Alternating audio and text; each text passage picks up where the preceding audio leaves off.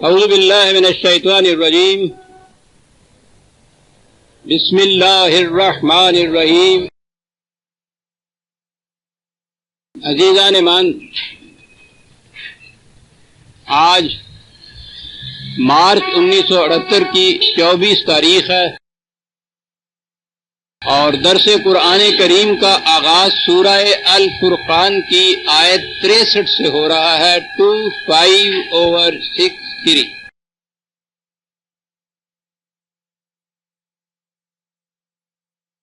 آپ کو یاد ہوگا کہ سابقہ درس میں خدا کی صفت رحمانیت کے متعلق کچھ تشریح کی گئی تھی۔ اسی ضمن میں اب یہ بتایا گیا ہے کہ عباد الرحمن کی خصوصیات کیا ہیں۔ عبد کے معنی میں تو آپ کو معلوم ہے، محکوم، عطایت گزار، فرما پذیر، قوانین خداوندی کے مطابق زندگی بسر کرنے والے۔ عبادت کے یہی معنی ہیں، پرستش اس کا مفہوم نہیں ہے۔ یہ تو مذہب میں آ کے پرستش ہو جاتا ہے، دین میں تو اس کے معنی محکومیت اور اطاعت گزاری کے ہی ہوتے ہیں۔ تو عباد الرحمن وہ جو قوانین خداوندی کے مطابق زندگی بسر کرتے ہیں، جو اس کی محکومیت اور اطاعت اختیار کرتے ہیں، ان کی نمایاں خصوصیات بتائی گئی ہیں اور یہ سلسلہ اس سورت کے آخر تک چلے گا۔ ہم آخری آیات میں ہی آ رہے ہیں۔ پہلی چیز اس میں یہ بتائی گئی کہ وَعِبَادُ الرَّحْمَنِ الَّذِينَ يَمْشُونَ عَلَى الْأَرْضِ هَوْنًا، ایک صفت۔ عام ترجمہ تو اس کا یہی کیا جائے گا کہ جب وہ چلتے ہیں تو بہت عجز اور انکسار سے جھکے ہوئے چلتے ہیں۔ ٹھیک ہے، یہ رفتار اور گفتار کردار ہی کی علامتیں بن جاتی ہیں۔ انسان کے اندرونی جذبات کا اظہار اس کی محسوس جسمانی حرکات سے ہوتا ہے۔ اکڑنا کچھ اچھی بات نہیں ہے، اوچھے پن کی علامت ہوتی ہے۔ یوں بھی یہ بات ہو سکتی ہے، لیکن اس میں اس سے ذرا گہرا پن ہے۔ صرف اتنے معنی سے تو ہمارے ہاں، میں ذرا اور آگے چل کے بھی عرض کروں گا کہ ہمارے ہاں کا جو تصوف ہے، فقیری، درویشی، وہ اسی قسم کی آیات سے سہارے لے کر ایک خاص ٹائپ پیش کرتی ہے خدا کے بندوں کا۔ جھکے ہوئے، عاجز، ناتواں، انکسار ان کے اندر۔ کوئی چار گالیاں بھی دی جائے تو خاموشی سے سن لے، ایک گال پہ تمانچہ مارے تو دوسری گال سامنے کر دے۔ کچھ اس قسم کا نقشہ وہ کھینچتے ہیں خدا کے بندوں کا۔ توانائی اور قوت اور غلبہ اور اقتدار، یہ چیزیں ان کے دین میں ہوتی ہی نہیں۔ اس کا نام تو تکبر ہوتا ہے، اور تکبر عزازیل را خوار کر، پہلی چیز۔ وہ سوچتے نہیں ہیں کہ خود خدا نے اپنی ایک صفت المتکبر بھی کہی ہے۔ یہ کبریائی جو ہے، یہ ان کے ہاں، ان کے تصور میں بھی نہیں ہو۔ جو آپ کو معلوم ہے کہ وہ ہو جا کخ مسیدہ، یہ ان کے ہاں کی سب سے بڑی وصف ہوتی ہے۔ رڑکے ہی نہ پیراں وچ کسے۔ اور وہ تو شاید آپ کو یاد ہوگا، پہلے بھی آیا ہے، وہ ہمیں پڑھایا کرتے تھے۔ وہ روہیل کھنڈ میں تھے ایک اچھے بہت بڑے، وہ پٹھانوں کا علاقہ تھا، تو وہ بھی اس طرح سے تصوف میں آ گئے تھے۔ تو ان کا یہ مصرع تھا کہ تھے ہم پوت پٹھان کے دل دے موڑ، چرن لگے رگو ناتھ کے جائے نہ تن کا۔ تو کیا بات ہے، تو ان کے ہاں جب یہ اس قسم کی چیزیں آتی ہیں یا وہ اپنے ہاں کا جو تصور ہوتا ہے خدا کے بندوں کا، اس کے لیے اس قسم کی چیزیں پیش کرتے ہیں کہ وہ چلتے ہیں تو جھکے ہوئے انکساری سے، تواضع سے. یہ ٹھیک ہے، بکھرنا اچھی چیز نہیں ہے، اکڑنا اچھی چیز نہیں ہے، لیکن یہاں یہی بات نہیں ہے. صرف چلنے کے ہی معنی نہیں ہو سکتے. یہ یمشون علی الارض، پہلی چیز تو یہ ہونن ہے. یہاں اس مادے کے معنی میں ٹھیک ہے جھکاؤ ہوتا ہے، اصل میں اس کے معنی ہوتا ہے سکون، اطمینان، بکھرے ہوئے نہ ہونا، اوچھا پن نہ پیدا ہو جانا، نہایت باوقار طریقے سے. اور یہ یمشون علی الارض ہے. یہاں ایک اور بھی نکتہ ہے، یہ عام طور پہ قرآن کریم میں فی الارض ہی آیا ہے. جہاں تک میری نگاہ کام کر رہی ہے یہاں یہ ایک ہی مقام ہے جہاں علی الارض بھی آیا ہے. تو یہ علا اور فی میں ایک ذرا سا فرق ہوتا ہے. علا کے معنی ہوتا ہے بالا تری، تو یہ جو چیز ہے، اور ارض کے معنی زمین ہی نہیں ہوتا بلکہ ملک اس کے معنی ہوتا ہے. بالا تری ملک کے اندر جب حاصل ہو جائے تو اس میں وہ اکڑتے نہیں ہیں، تبختر نہیں ان کے اندر آتا، بکھرتے نہیں ہیں، وہ اوچھا پن نہیں ان کے اندر پیدا ہو جاتا، اور استبداد نہیں ان کے اندر آ جاتا، بلکہ وہ شاخ ثمردار کی طرح جھک جاتے ہیں. لیکن یہ جھکنا ہے کبریائی حاصل ہونے کے بعد، یہ فقیری اور درویشی کا جھکنا نہیں ہے. اس کے متعلق تو ساتھ ہی بہت پہلے سے کہہ گیا کہ تواضع سے گردن فرازہ نکوست، گداگر تواضع کند ہوئے ہوست. تواضع اور جھکنا اسی کو زیبا دیتا ہے. محمود اس کے لیے ہے، قابل تعریف اس کا جھکنا ہے جس میں کھڑے ہونے کی کبریائی کی قوت حاصل ہو، جسے اقتدار حاصل ہو. جو کھڑا ہو جانا جانتا ہو وہ جھکے، تو یہ خوبی کی بات ہے. اور اگر یہ فقیر آگے جھکتا ہے، سلام کرتا ہے، تو وہ تو اس کی عادت ہوتی ہے. عادت ہی نہیں بلکہ اس کے تو مفاد میں یہی ہوتا ہے. فقیر اکڑ کر مانگے تو کون دے گا اسے؟ تو یہ درویشی اور فقیری کا جھکنا نہیں ہے. قرآن کریم نے یہ استکبار بغیر الحق جو ہے اس کو معیوب بتایا ہے.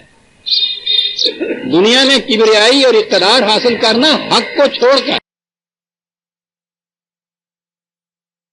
مومن جو ہے وہ تو خدا کی صفت المتکبر کا مظہر ہوتا ہے، کبریائی اس کو حاصل ہوتی ہے حدود بشریت کے اندر.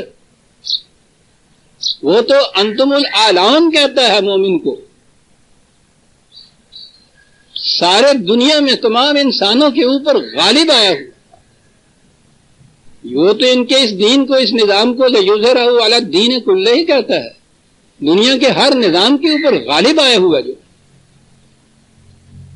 مومن تو ہوتا ہی اس وقت مومن ہے کہ جب بالائے ہر بالا ترے. اقبال کے الفاظ میں مومن ہے بالائے ہر بالا ترے. جتنا بھی اونچا کوئی دنیا میں ہے اس سے بھی زیادہ اونچا ہوتا ہے یہ مومن، کیونکہ قرآن نے اعلان کہا ہے، سپرلیٹو ڈگری ہے، وہ کمپیریٹو بھی نہیں ہے کہ دوسروں کے ساتھ مقابلے میں. اس لیے یہ کہتا ہے کہ مومن بالائے ہر بالا ترے غیرت او برنا تابز ہم سرے. اس کی غیرت تو اس کی بھی اجازت نہیں دیتی کہ کوئی اس کا ہمدوش چلے، ساتھ ساتھ چلے، اس کو اس کی غیرت اس کی بھی اجازت نہیں دیتی. بالائے ہر بالا ترے. لہذا یہ جھکنا اس کا جھکنا ہے جس کو یہ برتری حاصل ہو، غلبہ حاصل ہو، اقتدار حاصل ہو، کبریائی حاصل ہو، اور پھر جھکے وہ. یہ ہے وہ چیز یمشون علی الارض ہونن.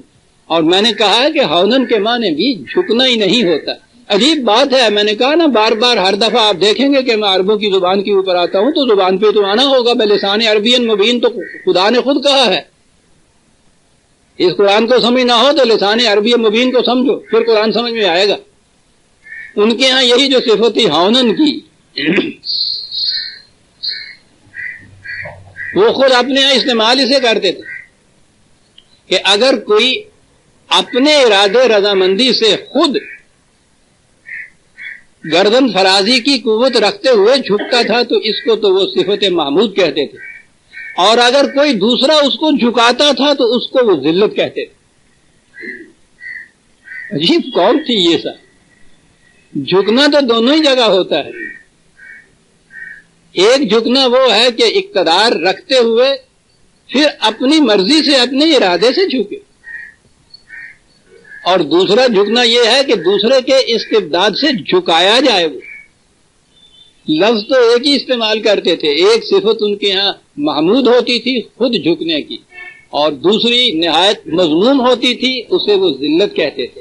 تو یہ جو ہے نا کہ عباد الرحمن الذین یمشون علی الارض ہونا, تو میں نے کہا ایک تو یہ علی الارض غور طلب بات ہے. میں نے عرض کیا ہوا ہے نا کہ قرآن کے کسی لفظ سے ایسے نہیں آگے جانا چاہیے.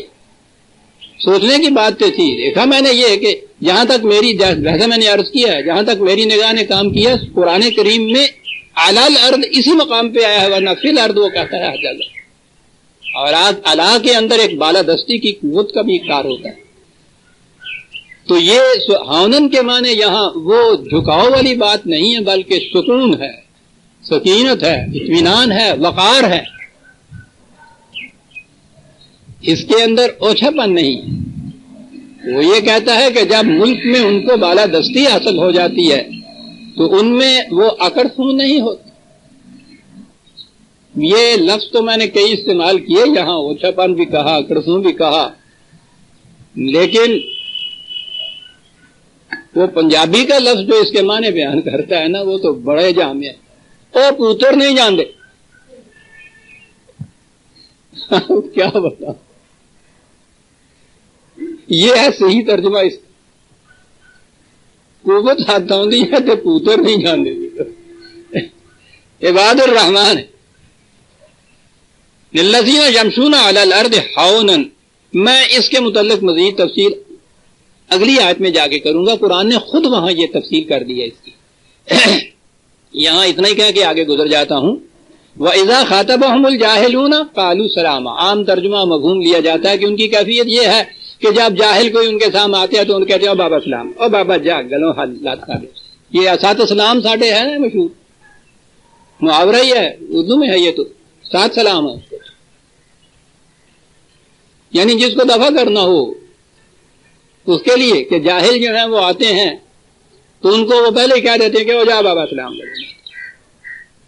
تو جو پہلے سے ہی عالم ہے اس کے ساتھ بات کرنے کی بات, تم نے تو علم سکھانا ہے. یعلمہم الکتاب والحکمت, تو تمہارے پیغمبر کی صفت بتائی گئی ہے.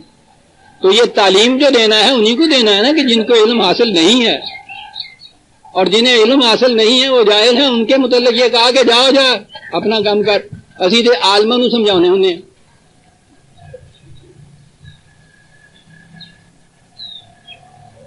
یہ ٹھیک بات ہے کہ آج کا لفظ عالم جو ہے وہ جاہل کا ہی مرادف ہے, لیکن یہ بات قرآن کے اندر کی تو نہیں ہے. یہ جاہلون, قرآن نے جاہلیت اور اسلام دو دور گنائے. اسلام سے پہلے کا جو عرب تھا وہ عرب جاہلیہ اس کو کہتے ہیں, دور جاہلیہ اس کو کہتے ہیں. ہے تو جہل ہی وہ, لیکن ایک مخصوص ٹرم آ گئی ہے, اور ان کی خاص خاص خصوصیات ہوتی تھی. تعصب, اکڑ پن, دشمنی, دنایت نہیں, انتقام, وحشی سا ہونا, درندگی, یہ تھی ان کے ہاں کی یہ خوبیاں. یہ وہ لوگ تھے کہ جن کے ساتھ ہر روز ہر وقت معاملہ پڑتا تھا ان لوگوں کا, یہ جن کو آپ جماعت مومنین کہتے ہیں. وہی لوگ تھے کہ جن کو انہوں نے تعلیم و تربیت دے کے اس سانچے میں ڈھالنا تھا. تو اس قسم کے لوگ اگر سامنے آئیں, ان سے واسطہ پڑے, تو انسان ان کو پھٹکار دیتا ہے یا ان کی مخالفت پہ اتر آتا ہے. کہا یہ کہ یہ جو جاہلیت کے لوگ ہیں یہی تو یہاں کی آبادی ہے. یہ جب جاہلیت کے لوگوں سے تمہارا معاملہ پڑے تو ان کو بھی سلامتی کی دعا دیا کرو. آؤ میاں, ہمارے ہاں سے تمہارے لیے بھی سلامتی, ان کو دھتکارو نہیں, قریب لاؤ. عباد الرحمان کی یہ کیفیت ہے. اور اگلی چیز ہے یہاں سے وہ معنی واضح ہوتے ہیں جو میں نے ابھی عرض کیا تھا، جھکاؤ جس میں پیدا ہوتا ہے. کیسے ہے؟ قرآن نے کیا بات کہی، والذین یبیتون لربہم سجدا وقیاما. چلیے صاحب، انہوں نے تو کیا ترجمہ اور لیا مفہوم کہ یہ لوگ ہیں جو ساری رات کبھی سجدے میں رہتے ہیں کبھی قیام میں رہتے ہیں، ساری رات یہ کام کرتے ہیں. یہ اس کا نام ہے عبادت کرتے ہیں صاحب. اور عبادت سے یہ مفہوم ہوتا ہے کہ وہ کھڑے رہتے ہیں، یا یہ نفل پڑھنے میں یہ چیز ہو جائے گی نا، یا وہ کھڑے رہتے ہیں یا وہ سجدے میں ہوتے ہیں. یبیتون کے معنی کرتے ہیں ساری رات اس طرح سے وہ گزارتے ہیں صاحب. سوچئے کہ یہ قوم جس کی یہی کیفیت ہو وہ دنیا میں کسی کام کرنے کے قابل رہے گی. لیکن یہ تو پھر میں نے کہا ہے نا کہ جب تصوف آپ کے ہاں آیا ہے اس میں یہ فٹ ان کرتی ہے بات. انہوں نے تو دنیا اور دنیا کے علائق کو ترک کر دیا. انہوں نے تو کہہ دیا کہ یہ دنیا جو ہے یہ کفار کے لیے ہے، مومن کے لیے نہیں ہے، ان کے لیے اگلی دنیا. تو یہ دنیا قابل نفرت. اب دنیا کے معاملات کو ترک کیا، یہ ہو گئے قابل نفرت، تو پھر دنیاوی معاملات کا تو اس میں سوال ہی نہیں رہتا. تو معاملات پھر کیا باقی رہ گئے؟ تو یہی ہے نا کہ پھر نمازیں پڑھ چھوڑی، ورد وظیفہ کر چھوڑا، تسبیحیں پھیڑی، یہی چیز باقی رہ جاتی. جب دنیا کے علائق سے الگ ہو جائے تو پھر یہی چیز باقی رہ جاتی. انہوں نے جب دین کا محاصل یہ اپنے ہاں لیا، ترک دنیا، ترک علائق، تو اس کے بعد پھر باقی یہ پرستش کی چیزیں، عبادت کے معنی یہ رہ گئے. اسی لیے جو تصور ہمارے سامنے پھر پیش کیا نبی اکرم صلی اللہ علیہ وسلم کا بھی، کہ حضور ساری رات کھڑے رہتے تھے، پاؤں سوج جایا کرتے تھے. آپ کو یاد ہوگا میں نے چند درس پہلے سورہ مزمل کی پہلی آیات پیش کی تھی، جس میں حضور نبی اکرم صلی اللہ علیہ وسلم کو یہ دو صورتیں جو ہیں سورہ مدثر اور سورہ مزمل، نظر آتا ہے کہ ابتدائی صورتیں ہیں، یہ بڑی عظیم چیزیں اس کے اندر حضور کے متعلق آئی. سورہ المدثر کے اندر تو ہے، آپ کو یاد ہوگا میں نے جو کہا کہ اس کے معنی یا کملی والے اور کملی میں لپیٹنے والے کیے جاتے ہیں، بالکل غلط. پھر دوہرا دوں کہ مدثر تو کہتے ہیں، مدثر کے معنی ہوتا ہے شاخ خزاں دیدہ کے جب کوئی نمود زندگی کی اس میں نہ رہے تو اس کے بعد بہار کے موسم میں جو نئی کونپلیں پھوٹتی ہیں نا، یہ ہوتی ہے تفسیر. مدثر کے معنی ہے کہ یہ نظام عالم جو خزاں دیدہ آج ہو چکا ہے، جس میں زندگی شادابی کی کوئی کسی قسم کی علامت نہیں ہے، اس کو بہار نو میں تبدیل کرنے والے قم وانذر، اٹھ.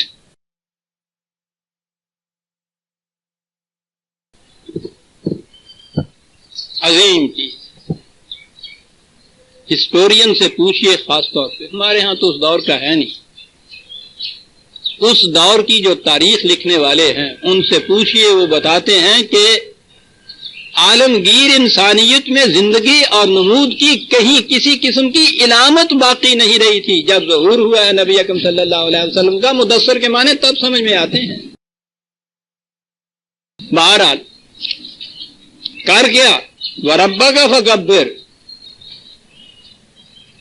اپنے خدا کے نظام کی کبریائی کو قائم کرو، اٹھ. بڑی چیز قم، تو یہ تو قم ہے. بڑا عظیم پروگرام تھا اس کے سامنے. یہ اس قسم کی دنیا میں ایک نیا نظام، نیا انقلاب برپا کرنا عظیم. سوچیے عزیزان مانو کہ یہ کتنا بڑا پروگرام چاہے گا. یہ دن رات کوششیں چاہیں گی. تو ہوتا یہی تھا کہ دن کو ایگزیکیوٹ کرتے تھے اس پروگرام کو، راتوں کو فرصت ملتی تھی جب ادھر سے فارغ ہوتے تھے، پھر پلاننگ کرتے تھے، اس کے مطابق سوچتے تھے کہ آج جو کچھ کیا ہے اس میں کیا کمی رہ گئی، کل جو کرنا ہے اس میں کیا کچھ ہمارے سامنے ہوگا، سوچتے تھے، بیٹھتے تھے، مشورے کرتے تھے، پلانز بناتے تھے، اسکیمیں اپنے سامنے رکھتے تھے. اور چونکہ یہ جذبہ بڑا شوق کا، اشتیاق کا تھا اس کے لیے کہ پوری کی پوری سرگرمی عمل سے یہ پروگرام تکمیل تک پہنچ جائے، تو راتوں کو بھی کافی رات تک جاگتے رہتے تھے ان مشوروں کے متعلق. اتنا زیادہ کہ خود خدا کو یہ کہنا پڑا کہ یا ایھا المزمل قم اللیل الا قلیلا. ٹھیک ہے، راتوں کو بھی یہ کچھ کرنا ہوتا ہے، یہ بھی اس پروگرام کا ایک حصہ ہے، لیکن تھوڑا وقت کیا کرو. وہ اس لیے کہ انا لک فی النہار سبحا طویلا، دن میں جو پروگرام تمہارا ہے وہ بڑا لمبا پروگرام ہے، اسے بھی تو تم نے ہی سر انجام دینا ہے. اس لیے رات کو جاگو، بہت تھوڑا سا وقت. اور پھر اس کے بعد اسی صورت میں ہے کہ تمہارے ساتھی ان کا بھی خیال رکھو، کمزور بھی ہیں، بیمار بھی ہیں، انہوں نے روزی بھی کمانی ہے اور کام کاج بھی تم لوگوں نے کرنے ہیں، تو اس لیے اس کا خیال رکھو. ان لکا فی النہار سبحا طویلا، دن میں اتنا لمبا پروگرام تم لوگوں کے لیے ہوتا ہے، راتوں کو جاگنا ہے مشوروں کے لیے، تھوڑے سے وقت کے لیے جاگنا. تو اب آپ نے دیکھا کہ یہ تو وہ درویشی اور فقیری اور تصوف کا تو پروگرام نہیں ہے کہ دنیا سے قطع علائق، اب کوئی کام ہی نہیں ہے اور ویلے نے ان کا کی ہو.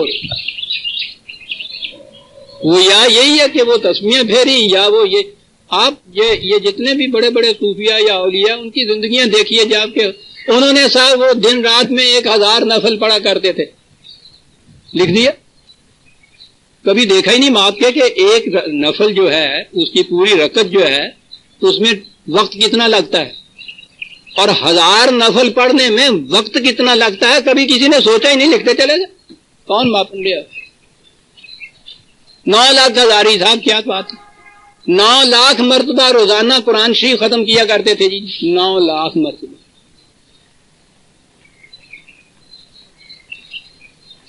تو ایک بات تو ظاہر ہے نا کہ پھر کام تو اور کوئی نہیں کر سکتا نا آدمی. 9 لاکھ نہ صحیح، 9000 صحیح، 900 ہی صحیح. تو یہ جو چیز تھی نا کہ یہ دنیا حوالے کرو ان کفار کے اور آپ پھر اللہ والے بنو، یہ کچھ کرنے کے لیے اس کی روح سے یہ سارے ترجمے اور یہ مفہوم ہوتے تھے کہ والذین یبیتون لربہم سجدا وقیاما، کہ راتوں کو یہ لوگ پھر یا یہ نفل پڑھتے ہوئے کھڑے رہتے ہیں یا سجدے میں چلے جاتے ہیں، سجدے میں چلے جاتے ہیں پھر کھڑے ہو جاتے ہیں. ساری رات یہ یبیتون، ساری رات اس طرح سے گزار دیتے ہیں یہ لوگ عباد الرحمان. پہلی چیز تو یہ یبیتون جو ہے اس کے معنی ہوتے ہیں رات کے سکون میں مشوروں کے لیے جمع ہونا. وہ پورا پروگرام سورہ مزمل کا سامنے آ گیا، مشوروں کے لیے جمع ہو. یہ آگے جو بات انہوں نے کہی سجدم و قیاما، اس کے معنی یہ کرتے یہی ہے نا کہ کبھی سجدے میں کبھی کھڑے ہوئے. لیکن ذرا ان لفظوں کے معنی قرآن سے پوچھیے، انہیں مجاز کے معنوں میں لیجئے جن میں قرآن استعمال کرتا ہے. پروگرام ہے ان کا، اس پروگرام کے اندر دونوں چیزیں آتی ہیں. کہیں اس پروگرام میں جھکنا ہوتا ہے، سپر اندازی ہوتی ہے، کہیں ڈٹ کے کھڑا ہونا ہوتا ہے سامنے. دونوں چیزیں سوچنی پڑتی ہیں ایک جرنیل کو، ایک انقلابی پروگرام والے کو، کہ کہاں مجھے کھڑے ہو جانا ہے، کہاں مجھے سپر انداز ہو جانا ہے، کہاں مجھے ڈٹ کے مقابلہ کرنا ہے. یہ دونوں چیزیں ہوتی. اب دیکھیے ایک شعر میں اقبال کیسے اس مفہوم کو واضح کر گیا، بات صاف کر جاتا ہے. یہ مصرع لکھ دیا کس شوخ نے محراب مسجد پر، کس شوخ نے محراب مسجد، یہ مصرع لکھ دیا کس شوخ نے محراب مسجد پر، یہ ناداں جھک گئے سجدے میں جب وقت قیام آیا. سجدہ و قیامہ کا دیکھتے ہیں آپ، یہ شخص تھا سمجھا ہوا. یہ مصرع لکھ دیا کس شخص نے محراب مسجد پر. یہ ناداں جھک گیا سجدے میں جب وقت قیام ہے. یہ سجدہ اور قیام دونوں چیزیں مومن کا شعار. محمد الرسول اللہ والذین معہ شداء علی الکفار رحماء بینہم.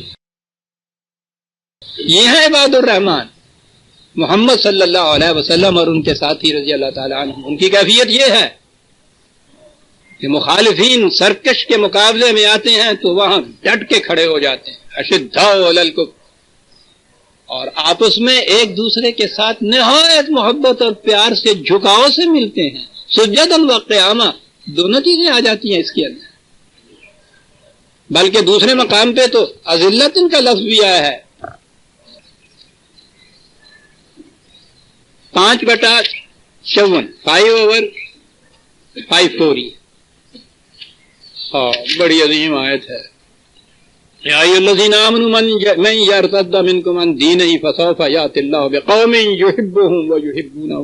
یہ نہیں میں آتا، بات دوسری طرف چلی جائے گی.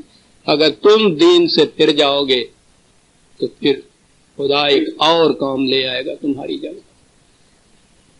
ان کی کیفیت وہ ہوگی کہ وہ خدا کے ہوں گے اور خدا ان کا ہوگا.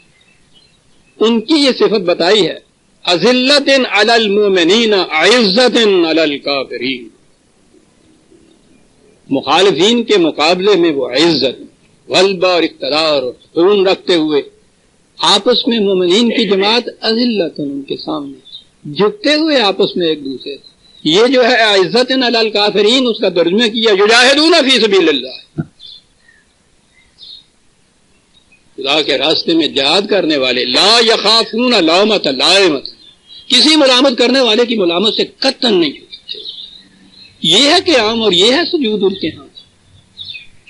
یہ جو ہے اشداء علی الکفار، یہ ہے ان کا قیام. رحماء بینہم، یہ ہے ان کا سجود. اذلۃ علی المؤمنین، یہ ہے سجدے ان کے، یہ ہے جھکنا ان کا آپس میں ایک دوسرے کے ساتھ دوستوں کی محفل میں. سرکشوں اور مخالفین کے مقابلے میں اشداء قیام ہے ان کا، وہ کھڑے ہو جاتے ہیں ڈٹ. یہ ہے مومن کی صفات کہ مسافے زندگی میں سیرت فولاد پیدا کر. کیا بات یہ کر جاتا ہے، مسافے زندگی میں سیرت فولاد پیدا کر اور شبستان محبت میں حریر و پرنیاں ہو جا، گزر جا بن کے سیلے تند راؤ کو ہو بیاباں سے. گلستہ راہ میں آئے تو جوئے نغمہ خاں ہو جا. محمد الرسول اللہ والذین معہ اشداء علی الکفار رحماء بینہم.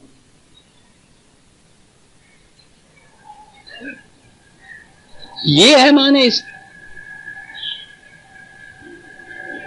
یہ جو راتوں کو یہ مشورہ کرتے ہیں، میں نے عرض کیا نا کہ جب ہمارے ہاں کے اس تصوف اور مذہب میں دنیا سے نفرت، دنیا سے قطع علائق یہ سب چھوڑ دیا جائے تو اس میں تو پھر غور، تدبر، فکر یہ سوال ہی پیدا نہیں ہوتا. آپ دیکھیں گے کہ ان کے ہاں کسی مقام پہ تفکر اور تدبر جو ہے آتا ہی نہیں ہے. یعنی تفکر تو وہ کرے گا نا جس کے سامنے پرابلمز کچھ ہوں گی، کچھ مسائل حیات ہوں گے کہ ان کو حل کیسے کرنا ہے، وہ سوچیں گے. مومن کی صفت جو قرآن نے بتائی ہے، میں نے عرض کیا کہ خود نبی اکرم صلی اللہ علیہ وسلم نے بھی جو کہا وہ ایسی آیت ہے کہ جس کو تو آج در و دیوار پہ لکھنا چاہیے. انی اعظکم بواحد، رسول ان سے کہا کہ دیکھو بھائی میں تمہیں لمبی چوڑا واز نہیں کہنا چاہتا تم سے، میں تو تم سے ایک بات کہنا چاہتا ہوں، ایک بات. اب دیکھیے یہ انداز ہی کہنے کا یہ ہے جسے کہا جائے کہ میں کوئی لمبی چوڑی باتیں نہیں تم سے کہنا چاہتا، ایک بات کہنا چاہتا ہوں. بہت اچھا جی، سننے کے لیے کھڑا ہو جائے. کہا کہ چلتے چلتے نہیں، انتقوم اللہ ہے مسنا فرادا، سارے نہیں، ایک دو دو چار چار جتنے بھی ہو کھڑے ہو جاؤ. بات ایسی اہم ہے، ایک بات کہنا چاہتا ہوں اور وہ ایسی اہم بات ہے کہ کھڑے ہو کے سنو میری بات جو میں کہنا چاہتا ہوں. تو سائیکولوجیکلی پہلے تو آدھا تیار کر لیا ان کو سوچنے پہ. چلتے چلتے کوئی بات کہی جائے تو وہ نہیں آتی، اثر انداز ہوتی. کھڑے ہو جاؤ، کھڑے ہو جاؤ. فرمائیے، کہا ایک بات کہوں. کہ یہ کیا کہتے ہیں؟ کہا تتفکرو، سوچا کرو. بس ایک بات کہا تھا، وہ بات بھی نہیں، وہ تو ایک فکر لفظ ہی کہا ہے صرف. تتفکرو، سوچا کرو. تو غور و تفکر تو وہ کرے گا نا جس کے سامنے کوئی پرابلمز آئیں گی، کوئی حل طلب مسائل آئیں گے.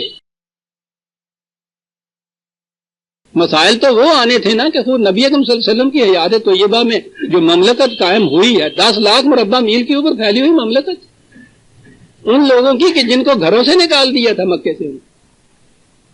تو اتنی بڑی مملکت کے مسائل، اور پھر کیسر و کسرا سے ٹکراؤ. وہ تو واقعی ان کو دن کو میدان جنگ میں جانا پڑتا ہوگا، راتوں کو بیٹھ کے اگلے دن کے لیے مسائل حل کرنے پڑتے ہوں گے، اور ان کی پھر کیفیت جو مسائل کے حل کرنے کی ہے یاد آگے آیت قرآن کی 3/189 ان فی خلق السماوات والارض واختلاف اللیل والنہار لآیات لأولی الالباب.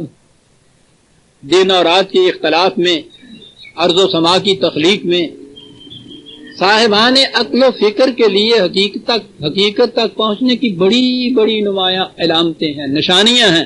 اولی الالباب، یہ ایک تو عقل ہوتی ہے، ایک وہ یہ لفظ آپ کے یہاں بھی ہے نا، لب لباب،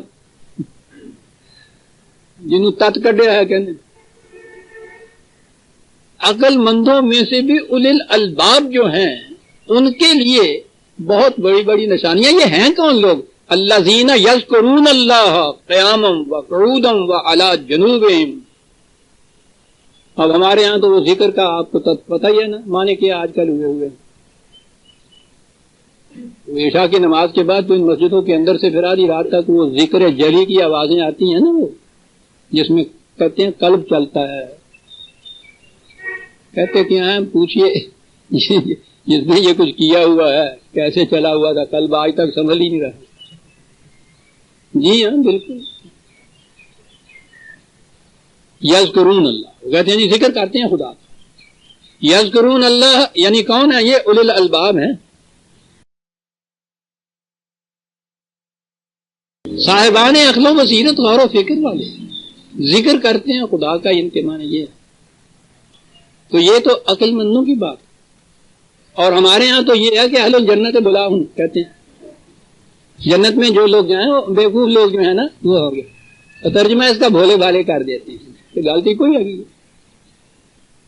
یہ اولی الالباب الذین یذکرون اللہ قیاما وقعودا وعلی جنوبہم، کھڑے بیٹھے لیٹے. ذکرہ کے معنی ہوتا ہے سامنے رکھنا کسی چیز کو، نگاہوں سے اوجھل نہ ہونے دینا. کیا چیز ہے جو وہ کرتے ہیں؟ کھڑے بیٹھے لیٹے. یتفکرون فی خلق السماوات والارض، وہ تخلیق ارض و سماوات کے اندر غور و فکر کرتے رہتے ہیں. تو اولی الالباب کے معنی آ گئے نا اب، صاحبان عقل و بصیرت، صاحب فکر. یتفکرون فی خلق السماوات والارض، اور انتہائی غور و فکر کے بعد یہ جو کھڑے بیٹھے لیٹے سامنے رکھتے ہیں اس بات کو. غور و فکر کے جو محل ہیں ان کو اپنی نگاہوں سے اوجھل نہیں ہونے دیتے، اور اس نتیجے پہ پہنچتے ہیں کہ ربنا ما خلقت ھذا باطلا، اے ہمارے نشو و نما دینے والے، تو نے اس سلسلہ کارگاہ کائنات کو تقریبی نتائج کے لیے پیدا نہیں کیا ہے، باطل پیدا نہیں کیا ہے. اور اسی وقت دعا ہوتی ہے کہ سبحانک، تو اس سے بہت بلند ہے کہ اتنا بڑا کارگاہ کائنات اور اس کو باطل پیدا کر دے. فقنا عذاب النار، جو ایسا سمجھتے ہیں وہ جہنمی ہیں، ہمیں نہ جہنم میں تم پہنچا دینا. یہ تو صاحبان عقل و بصیرت کے لیے کہا گیا ہے. یتفکرون فی خلق السماوات والارض، یہ ہے والذین یبیتون لربہم سجدا وقیاما. یہ لوگ راتوں کو مشورے کے لیے بیٹھتے ہیں، اور وہاں پھر ان کے موضوع یہ ہوتے ہیں کہ کہاں جھکنا ہے، کہاں ڈٹ کے کھڑے ہونا ہے. یتفکرون، غور و تفکر کرتے ہیں، وہاں ان معاملات کو اس طرح سے سلجھاتے ہیں. وہ یہ ہے ان کا سجدہ اور یہ ہے ان کا قیام. یہ عباد الرحمان. والذین یقولون ربنا اصرف عنا عذاب جہنم ان عذابها کان غراما. ہر وقت یہ ان کی آرزو دل میں یہ رہتی ہے، دعا بن کے لب تک آتی ہے. ابھی ابھی یہاں یہ آیا تھا نا، ارض و سماوات میں فکر نہ کرنے والے جو ہیں وہ سمجھتے ہیں کہ یہ یوں ہی باطل پیدا کر دیا، دور بھاگو اس سے، یہ تو آلائشوں والی چیز ہے، دلدل ہے، کیچڑ ہے. یہ چیز ہے نا خلقنا باطل، اس کا نتیجہ بتایا گیا ہے، اس کا نتیجہ جہنم ہے. یہ دنیا، یہ کارگاہ کائنات، اس کے اوپر غور و فکر نہ کرنے والے، اسے قابل نفرت کہنے والے، اس سے دور بھاگنے والے، دنیا میں سب سے زیادہ ذلیل اور خوار اور کمزور اور ناتواں محتاج اور بے کس کون ہوتی ہے؟ یہی تو جہنم ہے.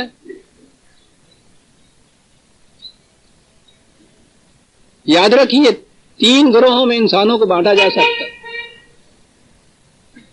ایک تو وہ ہیں کہ اس سخر لکم ما فی السماوات والارض، قرآن کی روح سے کائنات کی پستیوں اور بلندیوں میں جتنی قوتیں ہیں تمہارے لیے تابع تسخیر کی ہوئی ہیں، مسخر کرو ان کو. لیکن مسخر کرنے کے بعد کہا کہ ان کو بالحق استعمال کرو. ان قوتوں کا استعمال تم قوانین خداوندی کے مطابق کرو. اب ایک گروہ وہ ہو گیا کہ کائنات کی قوتوں کو مسخر کرتا ہے اور ان قوتوں کو خدا کے قانون کے مطابق نو انسانی کی ربوبیت کے لیے صرف کرتا ہے. انہیں قرآن جماعت مومنین کہتے ہیں. دوسرا وہ گروہ ہے کہ کائنات کی قوتوں کو مسخر تو کرتا ہے لیکن ان کا استعمال اپنی مرضی، اپنے مفاد، اپنے قوانین کے تابع کرتا ہے، دوسروں کی تخریب کے لیے، خود موٹا ہونے کے لیے. یہ وہ ہیں جن کے متعلق قرآن کہتا ہے کہ وہ لوگ بھی ہیں جن کا صرف یہ ہوتا ہے کہنا کہ ربنا آتنا فی الدنیا حسنہ، بس اس دنیا کے اندر ہمیں سب کچھ ملتے چلا جانا چاہیے. یہ وہ لوگ ہیں، قرآن کہتا ہے کہ ان کو دنیا کی خوشگواریاں حاصل ہو جاتی ہیں. فطرت کی قوتوں کو مسخر کیا جائے تو یہ دنیا، اس کا مافیہ تو حاصل ہو جاتا ہے، لیکن قرآن کہتا ہے کہ ما لہ فی الآخرۃ من خلاق، مستقبل میں ان کا کوئی حصہ نہیں ہوتا. تو یہ وہ ہو گئے کہ جن کو آج اس دور کے میٹیریلسٹ، مادہ پرست، سیکولر، مغرب کی قوتیں جو جی میں آئے کہہ لیجیے، لیکن بہرحال پہلا گروہ تو وہ ہے کہ جن کو دنیا اور آخرت دونوں کی خوشگواریاں حاصل ہوتی ہیں. دوسرا گروہ وہ ہے کہ جن کو اس دنیا کی خوشگواریاں تو حاصل ہو جاتی ہیں. ما لہ فی الآخرۃ من خلاق کا رہا قرآن، اس کے بعد کی زندگی کے اندر ان کا کوئی حصہ نہیں ہوتا. تیسرے وہ ہوتے ہیں کہ جو اس دنیا، فطرت کی قوتوں سب کو قابل نفرت قرار دیتے ہیں اور ترک کر کے بیٹھ جاتے ہیں. یہ وہ ہیں جن کے لیے وہ کہتا ہے نہ دنیا میں کوئی حصہ ہوتا ہے نہ آخرت میں. خزین فی الحیات الدنیا یوم القیامت یردون علی اشد العذاب، اس دنیا میں بھی ذلت کی زندگی، قیامت میں بھی ان کے ہاں عذاب کی زندگی. یہ تیسرا گروہ ہے جس میں ہم شامل ہیں. اس کے بعد یہ خود فریبی ہے کہ نہیں صاحب ہم تو تسبیح پھیرتے ہیں، ورد وظیفے کرتے ہیں، نفل پڑھتے ہیں، نمازیں پڑھتے ہیں. وہ پوچھتا یہ ہے کہ آج دنیا کے ثواب کے اندر حصہ تمہارا کتنا ہے اس میں؟ اور اگر یہاں ذلت و خواری ہے، وہ کہتا ہے کہ من کانا فی ھذہ اعمیٰ فہو فی الآخرۃ اعمیٰ، جو یہاں کا اندھا ہے وہ وہاں کا بھی اندھا ہی ہوگا. ہو نہیں سکتا کہ یہ دنیا ذلیل و خوار ہو، دنیا میں کوئی یہاں ذلت و خواری ہو اور عاقبت جو ہے آپ کے یہاں معزز و سرفرازی ہو. زندگی تو ایک غیر منقطع کنٹینیوس پروسیس ہے. ہو سکتا ہے کہ یہ پودا اگتے ہی مرجھا گیا ہوا ہو اور اس کے بعد ان کے اندر پھل بڑے شاندار لگے اس میں. جو ابتدا میں مرجھا گیا آخر تک وہ تو مرجھایا ہوا رہتا ہے.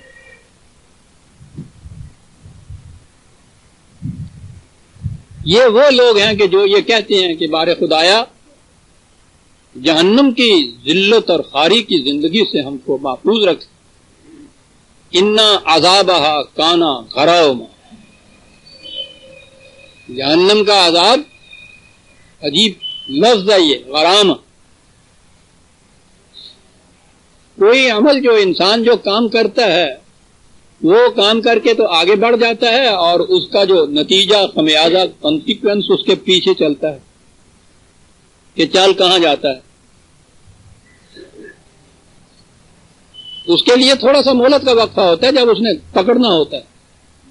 اور یہ بھی اس کی بڑی رحمت ہے جو اس نے مہلت کا وقفہ رکھا کہ غلط قدم اٹھ گیا ہے تو کسی وقت احساس ہو جائے اگر اس کو کہ غلط قدم اٹھ گیا ہے تو واپس لوٹ سکتا ہے. یہ اس لیے یہ جو نتیجہ اس کا ہے اس کے پیچھے تو لگاتا ہے. یہ خدا کا قانون مکافات اسی وقت نہیں پکڑ لیتا.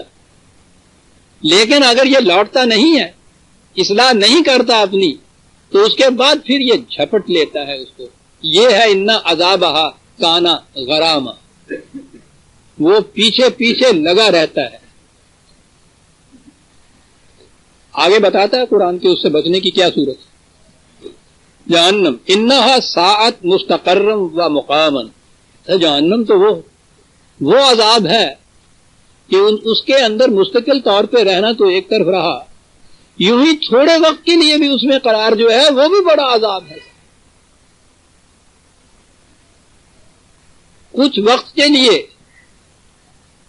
یہ مستقر اور مقام, کیا بات قرآن کہہ کے رہتا ہے. ابتدان قومیں جو جہنم میں گرفتار ہوتی ہیں تو وہ مستقر ہی ہوتا ہے, آتی ہیں, ہو سکتا ہے اس کے اندر سے پھر وہ نکل جائیں, لیکن اگر یہ صورت نہ ہو تو پھر وہ مقام ہی ان کا ہو جاتا ہے. یہ ان کی دعائیں ہوتی. والذین اذا انفقوا لم یسرفوا ولم یقتروا وکان بین ذلک قواما.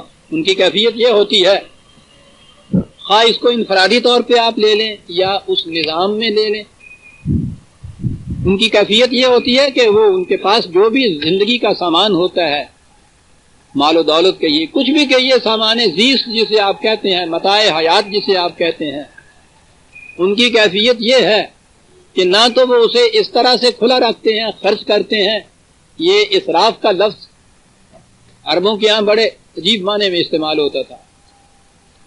یہ کنویں کے پانی سے یا بہرحال نالیوں میں سے پانی جاتا ہے سیراب کرنے کے لیے کھیتوں کو.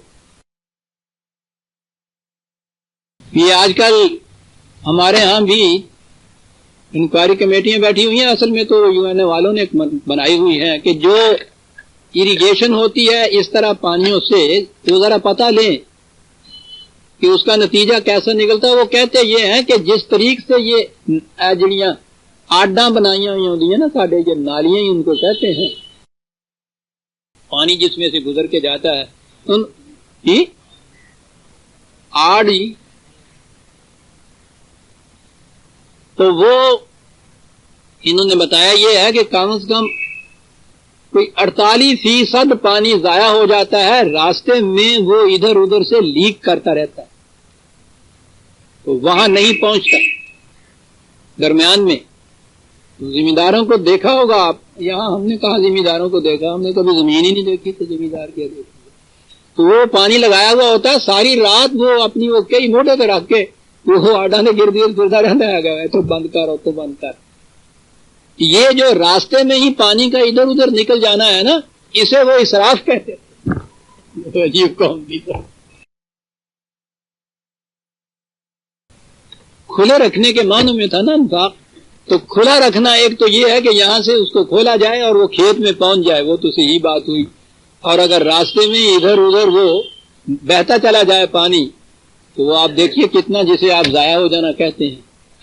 وہ کہتے ہیں کہ ان کے پاس جو یہ مال و دولت سامان زیست آتا ہے وہ اس طرح سے صرف نہیں کرتے کہ جس مقام پہ پہنچنا ہے وہاں ہی وہ جا کے پہنچے اور راستے میں ادھر ادھر ہو جائے. نہ ہی ان کی یہ کیفیت ہوتی ہے کہ وہ جمع ہوا ہے ڈیم کے اندر تو ڈیم کا آگے سے منہ ہی نہ کھولیں, جمع ہی ہونے دیں. پہلے دونوں چیزیں غلط ہیں. یہ صورت یہ ہے کہ اس کو بہتے پانی کی طرح رواں رہنا چاہیے. یہ جو ہے جس کو وہ کہے کہ کھولے ہی نہیں, یمنعون الماعون کہا ہے نا قرآن نے, وَوَيْلٌ لِّلْمُصَلِّينَ الَّذِينَ هُمْ عَنْ صَلَاتِهِمْ سَاهُونَ الَّذِينَ يُرَاءُونَ وَيَمْنَعُونَ الْمَاعُونَ. یہ نمازی تباہی ہے ان کے لیے, نمازیوں کے لیے تباہی. کون ہے یہ لوگ؟ ہم عن صلاتہم ساہون، نماز کا مقصد جو ہے اس کو نظر انداز کیے ہوئے، ہم یراؤون، سمجھتے یہ ہے کہ یہ جو نقل و حرکت نظر آ جاتی ہے دوسروں کو، یہ ہے جو نماز ہے۔ وَيَمْنَعُونَ الْمَاعُونَ، حالانکہ رزق کے اس پانی، رزق کے ان چشموں کو جو بہتے پانی کی طرح جانا چاہیے تھا حاجت کی پیاس بجانے کے لیے، اس کے آگے بند لگا کے بیٹھ جاتے ہیں۔ تباہی ہے ان نمازیوں کے لیے۔ تو ایک تو ہے یمنعون الماعون، کہ جس رزق کو جنت کی ایک چشمے کو سلسبیل کہا ہے نا اس نے، تو یہ ہے جو بہتا ہوا چلا جائے اور کیسے چلا جائے۔ کبھی کبھی آپ نے دیکھا ہوگا، وہ اب تو خیر ملتا ہی نہیں مٹی کا تیل، وہ بیچنے والے آتے تھے باہر آواز دیا کرتے تھے کہ بی بی جی مٹی کا تیل لے لو، پھر آگے گیا سلسبیل، ایسا چشمہ آب حیات کا جو جاتا ہوا راستے میں آوازیں دیتا جائے کہ اب راستہ کدھر کو جانا ہے، پانی لے لو پانی لے لو۔ روکے نہیں رزق کے چشموں کو، روکے نہیں، کھلا رکھے تو اسراف نہ ہو کہ بے جا مقامات کے اوپر وہ صرف ہونا شروع ہو جائے۔ یہ عباد الرحمان کی یہ چیزیں آتی ہیں۔ حضرت عمر رضی اللہ تعالیٰ عنہ سے پوچھا تھا نا کہ خلافت کسے کہتے ہیں؟ کہنے کہ یار میں تو کوئی لمبا چوڑا فلاسفر نہیں ہوں، یہ بات تو نہیں، میں تو اتنا ہی جانتا ہوں کہ خلافت یہ ہے کہ پوچھا جائے گا کہ تم نے کہاں سے مال لیا اور کہاں صرف کیا، بھائی اتنی سی بات میں جانتا ہوں، اس سے بڑھ کے اور کہنے کی بات کیا رہ جاتی ہے؟ کیسے لیا اور کہاں صرف کیا، ساری بات آ جاتی ہے اس میں۔ یہ ہے وہ جو چیز، کیسے لیا اور پھر صرف کیسے کیا۔ روک لینا اپنے لیے تو ایک طرف رہا، قرآن کہتا ہے بے جا صرف کر دینا، جس کو آپ کہتے ہیں کہ اس کھیت تک نہ پہنچے جہاں اس کو پہنچنا چاہیے تھا، اور مقامات کے اندر وہ صرف ہو جائے، یہ بھی وہ کہتا ہے کہ یہ عباد الرحمان کی صفت نہیں ہے۔ بینا ذالک قواما، اس کے بین بین ایک وہ اعتدال کی راہ اختیار کرتے ہیں، قواما، کہ جس سے زندگی قائم رہتی، ضائع ہو جائے جب بھی نہیں رہتی قائم، اس کو روک لیا جائے جب بھی نہیں رہتی قائم، قوام۔ والذین لا یدعون مع اللہ الہا آخر، ان کی کیفیت یہ ہے کہ لا الہ، اس کے بعد الا اللہ، ایک خدا کے قانون کی اطاعت کرتے ہیں اور اس کے ساتھ کسی اور کو آواز نہیں دیتے، یہ ہے توحید۔ الا اللہ کے معنی ہے ایک خدا کے قوانین کے تابع بس، لیکن یہ کر نہیں سکتا انسان جب تک پہلے لا الہ نہ کہے۔ کوئی صاحب اقتدار نہیں، میں ہر ایک سے انکار کرتا ہوں، بہت بڑا نعرہ انقلاب ہے عزیزہ نہیں۔ وہ ٹھیک کہا تھا اس نے، اقبال نے، جو جب کہا تھا ہم نے دیکھا تھا لڑکھڑا کے گرنے والے ہو گئے تھے جب یہ شعر پڑھا انہوں نے موتی دروازے کے باہر پڑھا تھا، چمی گوئم مسلمانم بلرزم، جب میں کہتا ہوں کہ مسلمان ہوں کانپ اٹھتا ہوں کہ دانم مشکلات لا الہ را، مجھے لا الہ کی مشکلات کا پتہ ہے، کیسے کہہ دوں کہ میں مسلم ہوں۔ لا الہ بہت بڑی تھی، ہر اقتدار کی نفی، ہر ایک سے انکار، ہر ایک سے بغاوت، اور یہ پہلا مرحلہ ہے، ابھی وہ مثبت نہیں آیا، وہ تو ابھی بعد میں آنا ہے۔ ایک کا اقرار ہے، پہلے تو ہر ایک سے انکار، اور کسی ایک نصب العین کی طرف جب آپ رخ کریں گے کر نہیں سکتے جب تک کہ باقی ہر طرف سے آپ اپنا رخ نہ پھیر لیں۔ اور یہ چیز تھی عزیزان من جو اسوہ ابراہیمی نے ہمیں بتائی تھی، انی وجہت وجہی للذی فطر السماوات والارض حنیفا وما انا من المشرکین۔ کہا تمہیں بتائیں مشرک کون نہیں ہوتا؟ وہ کہ جو یہ اعلان کرتا ہے کہ میں دنیا کی ہر جاذبیت اور کشش سے منہ موڑ کر صرف تیری طرف دیکھ رہا ہوں۔ کہا یوں انسان شرک سے پاک ہو کے موحد ہوتا ہے، دنیا کی ہر سمت سے منہ موڑ کے اس ایک کی طرف رکتا ہے۔ کتنی عظیم چیز تھی یہ جو کہا گیا، اور کتنی سہل ہو گئی ہمارے ہاں. آپ کو پتا ہے ہر نماز کی نیت کی نکلنے نماز کی نیت، تو نماز کی نیت یہ ہوتی ہے نہیں وجہ تو فطر سماوات والارض نہیں کہ اگے ہوں بھی کہتے اللہ اکبر کہہ کہ رکوع نہ چلا جائے، پہلی رکعت جڑی ہے وہ ماری جائے گی میری. ہاں انی وجہت وجہی للذی فطر السماوات والارض حنیفا وما انا من المشرکین. حنیف ہوتا ہے جسے ہم کہتے ہیں ناک کی سیدھ جانا، ادھر ادھر دیکھے ہی نہیں، تکے ہی نہیں. لا یدعون مع اللہ الہا آخر، یہ عباد الرحمان کی میں نے عرض کیا نا خصوصیات بیان کر رہا ہے قرآن. ولا یقتلون النفس التی حرم اللہ الا بالحق، ہر انسانی جان کو خدا نے واجب التحریم بنایا ہے، یاد رکھو.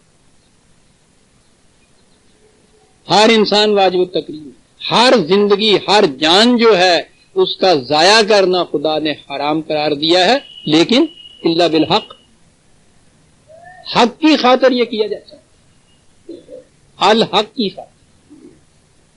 یہی جو قرآن نے کہا ہے کہ کوئی اگر کسی کو جرم قتل کی سزا میں جو قتل کیا جاتا ہے، جان تو وہ بھی لینی ہوتی لیکن وہ بالحق ہوتی، حق کے مطابق لی جا سکتی ہے جان، اس کے بغیر نہیں. اور الحق قانون خدا بندی ہے. جہاں یہ کہا کہ وہ کسی جان کو تلف نہیں کر، جان کی تو عزت خدا کی قیمت اتنی ہے قرآن کے نزدیک. اس نے یہ کہا ہے کہ جس کسی نے کسی ایک جان کو بھی ناحق تلف کر دیا، یوں سمجھو کہ اس نے تمام نوع انسانی کی جان ماری، پوری انسانیت کو اس نے قتل کر دیا جس نے ایک جان کو بھی ناحق تلف کر دیا. اور جس نے کسی ایک زندگی کو بھی بچا لیا، یوں سمجھو جیسے اس نے پوری انسانیت کو بچا لیا. انسانی زندگی کی اتنی قیمت ہے اس کے نزدیک، لیکن بالحق اسے زندگی کو تلف کیا جا سکتا ہے. اور یہ ہے بھی ضروری، جس انگلی کا ناسور اتنا زہر آلود ہو جائے کہ وہ زہر باقی حصہ جسم کو بھی تلف کرنے کا موجب بنتا ہو، اس کا ایمپوٹیشن اس انگلی کے اتنے حصے کو کاٹ دینا ہی ضروری ہوتا ہے.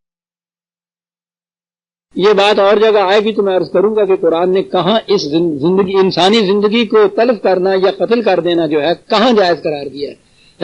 الا بالحق یہاں کہا اس نے. اور عباد الرحمان کیا ہے؟ ولا یزنون. عام ترجمہ صرف یہی ہے کہ وہ زنا کے مرتکب نہیں ہوتے. اگلی بات ایسی کہی ہے اس نے، آج جو تحقیق ہو رہی ہے دنیا میں وہ بتاتی ہے کہ یہ 1400 سال پیشتر کہنے والا کوئی انسانی ذہن نہیں ہو سکتا. وَمَن يَفْعَلْ ذَلِكَ يَلْقَى أَثَامًا، زنا کے مرتکب فرد ہو کیا کوئی قوم ہو، اس کا نتیجہ یہ ہوتا ہے، یہ لفظ ہے یہ اسامہ، اسم کے معنی ہمارے ہاں تو یہ جتنے لفظ قرآن میں آتے ہیں نا، معصیت، عدوان، جرائم، جرم، یہ اسم گناہ اس کا ترجمہ کر دیا جاتا ہے، گناہ ہوتا ہے. یہ الگ الگ لفظ قرآن نے جو استعمال کیے ہیں، جیسا میں نے عرض کیا تھا، یہ شاعری نہیں ہے، ہر لفظ اپنے مقام پہ حمالیہ کی طرح محکم ہے. یہ اسامہ کیا چیز ہے؟ عربوں کے ہاں کارواں کے اندر جتنے بھی ساتھ یہ اونٹ وغیرہ چلتے تھے برابر کے قوی ہوتے تھے، طاقتور ہوتا تھا تو وہ کارواں کے باقیوں کے ساتھ ساتھ چلتا تھا نا. جس اونٹ یا اونٹنی کی کیفیت یہ ہو جائے کہ وہ کمزور ہو جائے، مزمحل ہو جائے، ناتواں ہو جائے اور کارواں کے ساتھ نہ چل سکے، پیچھے رہ جائے، اسے وہ ناقہ عاصمہ کہتے تھے. اور یہ جو اضمحلال پیدا ہو جاتا تھا، جو باقی صف کے ساتھ نہ چل سکے، باقی اقوام کے ساتھ چل نہ سکے، پیچھے رہ جائے، جو وہ تھا جس کو وہ اسم کہتے تھے. کہا یہ کہ یہ زنا کیا چیز ہے؟ انسان کے جنسی جذبے کی تسکین، یہ ہے نا اختلاط جنسی جسے آپ کہتے ہیں. میری بیٹیاں بہنیں معاف رکھیں، یہ الفاظ کہنے پڑتے ہیں. جنسی جذبے کی تسکین یہ ایک چیز ہے انسان کے اندر. اب اس کے لیے اس نے حدود مقرر کر دی. ان حدود کے اندر رہ کر اس جذبے کی تسکین کی جائے تو اسے اس نے جائز قرار دیا. اس کا نتیجہ اسم نہیں بتایا. حدود فراموشی اس کے اندر اگر ہو جائے تو اس کا نام زنا رکھا جاتا ہے. جنسی جذبے پہ کنٹرول نہ ہو یہ بڑی گہری سی چیز ہے. حدود فراموشی جو ہے وہ چیز ہے جو آج ہمارے یہاں مغرب میں عام ہے.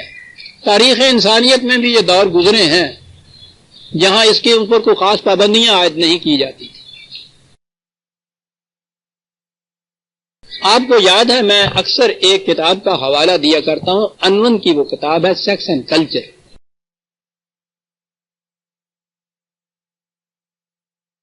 ہمارے دور کا بہت بڑا ریسرچ محقق ہے وہ. اس نے اس موضوع بنا لیا تھا سیکس کے متعلق اپنی تحقیق. دنیا کے 80 قبائل جو ہیں جو ابھی تک تہذیب کے زمانے سے پہلے کی زندگی بسر کر رہے ہیں 80 قبائل کے اندر رہ کے وہاں اس نے سرچ کی ان کی زندگی کی اور 16 مہذب اقوام کے اندر وہ رہا ان کی زندگی کا ریسرچ کیا اور اس کے بعد اپنے ریسرچ کا جو اس کی تحقیق کا محاصل تھا وہ اس نے اس کتاب کے اندر وہ دیا ہے. خود تحقیق کر اس نے یہ چیز کہی ہے کہ میری پوری ریسرچ نے اور تاریخی شواہد نے یہ بات بتائی کہ جس قوم نے بھی جس جنسی جذبے کی تسکین کے لیے حدود اور پابندیاں مقرر کی ہیں اور اس میں سب سے بڑی پابندی یہ ہے کہ وہ ازدواجی زندگی شادی سے قبل عصمت کے اوپر زور دیتی ہے کہ وہ چیسٹٹی اس کے برقرار رہے شادی سے پہلے. جس قوم نے بھی اس چیز کو ملحوظ رکھا ہے وہ دنیا میں سرفرازی سربلندی تہذیب کے بلند ترین مقام پہ پہنچی ہے. اور جس قوم نے جتنی اس میں ڈھیل دی ہے اتنی ہی وہ زوال پذیر ہوتی ہے. اور اس نے لکھا ہے کہ کوئی قوم اگر یہ حدود توڑ ہی دے تو تاریخ بتاتی ہے کہ 100 سال سے زیادہ وہ قوم زندہ ہی نہیں رہ سکتی. یہ اتنی بڑی اہمیت ہے اس مسئلے کو. اب وہ جو کہتا ہے کہ یہ جو حدود توڑنے کے بعد یہ جنسی جذبے کی تسکین ہے وہ قومیں دوسری قوموں کے ساتھ چلنے کے قابل ہی نہیں رہتی. ان میں اضمحلال آ جاتا ہے, کمزوری آ جاتی ہے, ضعف آ جاتا ہے, وہ اپنے کارواں سے پیچھے رہ جاتی ہیں. اور قرآن نے اس کو کہا اسم ناقہ آسماں جو کارواں سے پیچھے رہ جاتی ہے. انمن آج لکھتا ہے یہ الفاظ ہیں اس کے کہ وہ دنیا کی زندہ قوموں کے ساتھ چلنے کے قابل نہیں رہتی. وہ قوم جس کے اندر جنسی جذبے کی تسکین کے لیے اس قسم کی پابندیاں نہ عائد کی گئی ہوں زندہ قوموں کے ساتھ نہیں چلنے کے قابل رہتی. قرآن کہتا ہے کہ میں یفعل ذالک یلقی اساما, جو ان پابندیوں کو توڑتا ہے یاد رکھو جو قوم ایسا کرتی ہے اس میں اضمحلال ایسا پیدا ہوتا ہے کہ وہ کاررواں کے ساتھ چلنے کے قابل نہیں رہتی.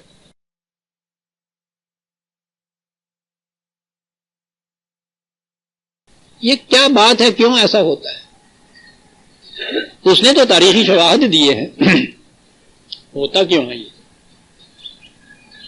انسان کے اندر ایک خواہش بیدار ہوتی ہے, وہ اسے پورا کرنا چاہتا ہے. اگر تو سامنے اس کے کوئی پابندی نہیں ہے تو سوال ہی کنٹرول کا پیدا نہیں ہوتا. خواہش پیدا ہوئی اسے پورا کیا. اگر کوئی پابندی ہے سامنے وہ خواہش جو ہے یا جذبہ جو ہے وہ بیدار ہو رہا ہے, وہ تقاضا کچھ کر رہا ہے. اس کے سامنے پابندی ہے کہ یہ یہاں یوں تم نے نہیں اس کی یوں تسکین کرنا. اس کنٹرول کے لیے یہ بڑی گہری چیز ہے. آج کے سائیکالوجسٹ چیز کے اوپر پہنچے. اس کنٹرول کے لیے بڑے سٹرانگ نروز کی ضرورت ہوتی ہے. نروس سسٹم بڑا طاقتور ہونا چاہیے. انسان کا جذبہ وہ اندر سے ایک تقاضا کرتا ہے، سامنے ایک پابندی ہے، وہاں رکنے کے لیے یہ جو کشمکش ہوتی ہے اس جذبہ اپنی، وہ چاہتا ہے تسکین، پابندی چاہتی ہے رکنا۔ کون رک سکتا ہے؟ جس کے اعصاب بڑے مضبوط۔ اعصاب ہمیشہ ارادے کے تابع ہوتے ہیں، یاد رکھو۔ ارادہ جسے کہتے ہیں نا بڑا مضبوط ہونا، اعصاب کی مضبوطی ہوتی۔ اگر وہاں وہ ڈھیل دے دیتا ہے پابندی کے اوپر، رکتا نہیں ہے، اس کے معنی یہ ہے کہ اعصاب کمزور ہو گئے۔ اور اگر بار بار ایسا کرتا ہے، بار بار اعصاب کمزور ہوتے چلے جاتے ہیں۔ آپ کو معلوم ہے کہ جنسی امراض میں جو گرفتار ہوتے ہیں ان کا علاج سب سے پہلے کیا کیا جاتا ہے؟ ان کے اعصاب کو، نروس سسٹم کو مضبوط کیا جاتا ہے۔ یہ کنٹرول کوئی آسان چیز نہیں ہے، اور یہ جو ہے انسانی جذبات کا تقاضا، شدید ترین تقاضا جنسی تقاضا ہوتا ہے۔ پاگل ہو جاتا ہے انسان اس کے اندر، فوری بیدار ہوتا ہے، اتنی شدت ہوتی ہے۔ یہ جو ہم دیکھتے ہیں کہ اس قدر گھناؤنے جرائم کر دیتے ہیں اس جنسی جذبے کے بعد، اس کی شدت کا نتیجہ یہ ہوتا ہے۔ ایک چیز تو ہوتی ہے، یاد رکھیے، تبھی تقاضا، پیاس لگنا، یہ جذباتی تقاضا نہیں ہے۔ بھوک لگنا جذباتی نہیں ہے، یہ انسان کی فزیکل لائف جو ہے یہ اس کا تقاضا ہے۔ دیکھا قرآن کریم کی عظمت، یہ کھانے پینے کا جو مسئلہ ہے اس میں تو اس نے یہ کہا کہ یہ چیزیں حرام ہیں، پابندی ہیں، ان کے قریب نہ جانا، لیکن کہا یہ کہ جہاں تم دیکھو کہ تمہاری جان پہ بان آئی ہے، اس کے بغیر چارہ نہیں ہے، موت ہو جائے گی، تو تمہیں اجازت دی جاتی ہے کہ جان کو بچانے کے لیے یہ حرام چیز کھانا، تبھی تقاضا۔ لیکن جو جذباتی تقاضا ہے، یہ جنسی تقاضا جذباتی ہوتا ہے، اور اس کا ثبوت یہ ہے کہ اگر آپ اس کا خیال نہ کریں تو یہ از خود بیداری نہیں ہوتا۔ بھوک پیاس کی یہ کیفیت نہیں ہے کہ آپ چاہیں تو پیاس لگے، آپ نہ چاہیں تو پیاس نہ لگے، آپ چاہیں نہ چاہیں، بڑے سے بڑے کسی کام میں مستغرق ہوں، غرق ہوئے ہیں، پیاس لگتی ہے تو وہ تو اندر سے خود لگتی ہے، لگتی چلی جاتی ہے، بڑھتی چلی جاتی ہے، بڑھتی چلی جاتی ہے، تاکہ آپ کو وہ تنگ کر دیتی ہے کہ اٹھ کے پانی پیو۔ جنسی جذبے کی یہ کیفیت نہیں ہے، یہ تو خود اس کو بیدار کرتا ہے انسان۔ عشق پر زور نہیں ہے، یہ وہ آتش غالب کیا گیا کہ لگائے نہ لگے اور بجھائے نہ بنے، اس کی کیفیت یہ ہے، اس کو خود لگانا پڑتا ہے اس آگ کو، جب لگ جاتی ہے تو کہتا ہے بجھائے نہ بنے۔ انسان کے، فرد کے یا کسی قوم کی قوت ارادی یا نروس سسٹم کی پختگی جو ہے اس کا ٹیسٹ ہوتا ہے سیکس کے جذبے کے اندر آتا ہے۔ جو قومیں ان جذبات کی تسکین کے، اس جذبے کی تسکین کے لیے کنٹرول، پابندیاں عائد نہیں کرتی، بے باک ہونے دیتی ہے، آپ دیکھیں گے کہ وہ پوری نسل ان کی زندگی کے ہر شعبے میں بے باک اور سرکش ہوتی۔ مغرب میں ہوا کیا ہے؟ وہاں کا نوجوان اب کسی کے کنٹرول میں ہی نہیں، وہ رسے توڑا کے بھاگ گیا ہے، وہ سنبھلتا ہی نہیں ہے، اس کو اپنے آپ پہ کنٹرول نہیں رہا ہے۔ اس کی کیفیت یہ ہے کہ چودھر بندی تو روزن سر برارن، دروازے بند کر دیتے ہو تو روشن دان میں سے منہ نکال لیتا ہے۔ شراب بند کی انہوں نے، وہ یہ آپ کے یہاں کی چرس پینی شروع کر دی تھی، وہ راکٹ پینے شروع کر دیے، وہ ہر چیز، یعنی کیفیت ان کی یہ ہو گئی ہوئی ہے، کنٹرول ہی اپنے آپ پہ نہیں۔ تو جس پوری قوم کی یہ صورت ہو جائے تو اس کے افراد کو اپنے جذبات پہ کنٹرول ہی نہ رہے، وہ قوم دنیا میں کیا کر سکتی؟ آپ اپنے زوال کے اسباب گنانے کے لیے بھی قومی کمیٹیاں بٹھاتے ہیں۔ کمیٹیاں بٹھانے کی ضرورت کیا ہے؟ اس ایک چیز کو لیجئے، قرآن نے جو کہا تھا کہ یہ جنسی جذبات کے اوپر اگر کنٹرول نہ رکھا جائے، پابندیاں نہ رکھی جائیں تو آسان قوم کی قوتیں مزمحل ہو جاتی ہیں، وہ دوسری زندہ قوموں کے ساتھ چلنے کے قابل نہیں رہتی. آپ نے اپنے آپ کو فریب دے لیا کہ نہیں جی ہم تو ادھر نہیں جاتے. بہت اچھا جی نہیں جاتے. کرتے آپ کیا ہیں؟ 4 تو بیویاں. لیکن اس میں بھی ایک بڑی دلچسپ چیز، بریفو نے ایک کتاب لکھی ہے دا مدر، بڑی والیوم میں. بریفو تو بہت بلند شخص ہے. اس کے اندر اس نے ایک چیز لکھی، وہ بھی تحقیق کرتا پھرتا تھا. کہنے لگا میں آپ کو بتاتا ہوں یہ جو مونوگیمی ہے، ایک وقت میں ایک بیوی، تو کہا یہ اس کا تماشا کیا ہوتا؟ اس نے کہا میں نے ایک کرد کو دیکھا، اس نے کہا کہ یہ میری بیوی 48ویں ہے. تو میں نے کہا 48 بیوی ہیں ایک وقت میں؟ کہنے لگا جی نہیں لا حول والا صاحب، میں تو ایک وقت میں ایک ہی بیوی میں نے رکھی. جس طرح سے کیلنڈر بدل دیتے ہیں نا ہم سال کے بعد، یا ریلوے ٹائم ٹیبل ہر 6 مہینے کے بعد، وہ ہر دوسرے تیسرے چوتھے مہینے پہلی بیوی کو 1 2 3 کرتا تھا. نئی بیوی لیا بالکل شرعاً جائز ہے. آپ کے 4 تو بھیا کا وقت جائز ہے. اور جس کو جب جی چاہے 1 2 3 کیا میاں نے، اور وہ بیچاری اپنے سارے ان بچوں کو لیتی روتی ڈھوتی ہوئی کہاں جا سکتی ہے؟ پیکے ہی جانا ہوگا نا غریب جی. اور یہاں نئی نویلی آؤ، جب جی چاہے اس کو نکال دیجیے. اور اس پہ ہی بس نہیں کیا، لونڈیوں کی اجازت بلا تعداد بلا نکاح 3 ہزار. آپ کے ہاں یہ جو ہارون رشید وغیرہ خلفاء کہے جاتے ہیں نا، ان کو ذہن میں ان کا بڑا نقشہ مقدس نظر آتا ہے. 3 ہزار ایک کے حرم کے اندر لونڈیاں تھیں، سلاطین کے. اس وقت تک یہ کیفیت آپ کے یہاں چلی آ رہی ہے. آج بھی آپ کے یہاں یہ جو نئے مبصر ہیں، یہ مودودی صاحب کی تفسیر اٹھا لیجیے، لکھا ہوا ہے کہ جنگ کے اندر جو دشمنوں کی عورتیں آپ کے گرفتار ہو کے آئیں گی، قیدیوں کی حیثیت سے سپاہیوں میں تقسیم کر دی جائیں گی. معاذ اللہ لفظ ہے استعمال کے لیے. پھر ان لونڈیوں کے متعلق یہ ہے کہ جب جی چاہے آپ ان کو فروخت کر سکتے ہیں، تحفہ تن دے سکتے ہیں دوسروں.